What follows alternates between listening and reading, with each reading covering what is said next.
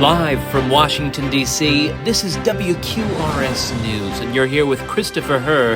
Good morning.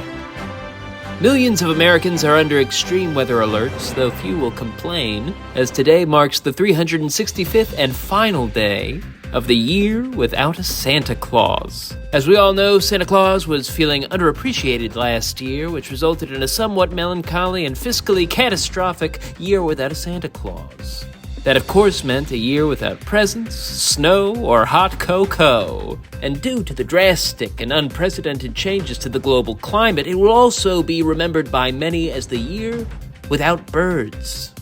Sources close to Santa say that St. Nicholas is feeling jollier than ever, which will come as great relief to children of all ages and all members of our fragile ecosystem, who depend on birds not only for sustenance, but for the balance and beauty of a harmonious world. I join many fans of the Fat Man in wondering what old Kris Kringle will be living in my stocking this year. I also wonder if the birds will come back. Imagine how sweet it would be to see a turtle dove this Christmas, or a lark, or a beautiful blue heron, a cardinal. Cardinals were once very prevalent in the Ohio town where I was born. I saw them often enough growing up that I learned to take them for granted. Of course, I'd give anything to see one now. They're red as Santa's suit, and their beautiful, iridescent eyes are as black as a starless night. And I think I speak for all of us in saying that the sky has felt empty in their absence. I, for one, will not only be writing Santa a wish list, but a thank you card, and perhaps even a love letter. Anything to dissuade him from withdrawing his love once more from the world of man.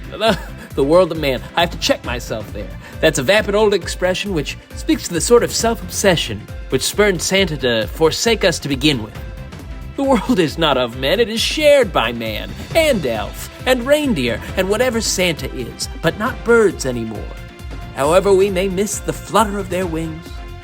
That flutter, that sound which rings like Christmas bells through my dreams. The other night, I was trying to put a fitted sheet over my bed. I unfurled it.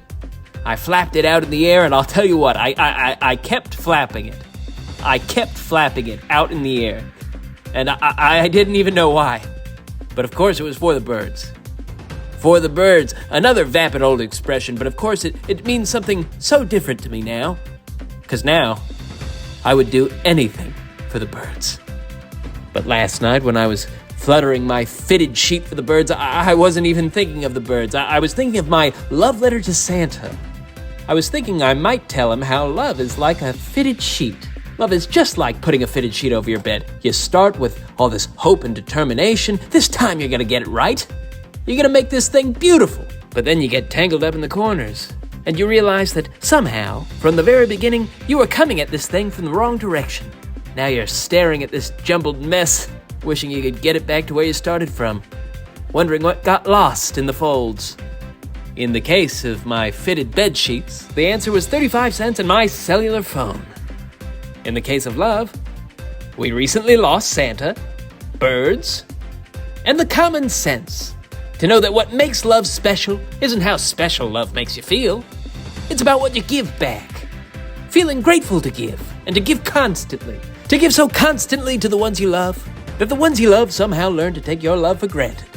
The last thing I gave Santa was a wish list. I asked him for fitted sheets.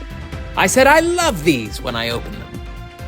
Here I am now, a year later, complaining about him. I guess I don't know much about love. And I'll never know how to get a fitted sheet on my bed the right way the first time.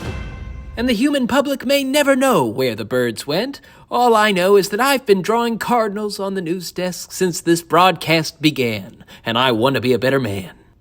Today in world news, Palestine is gone.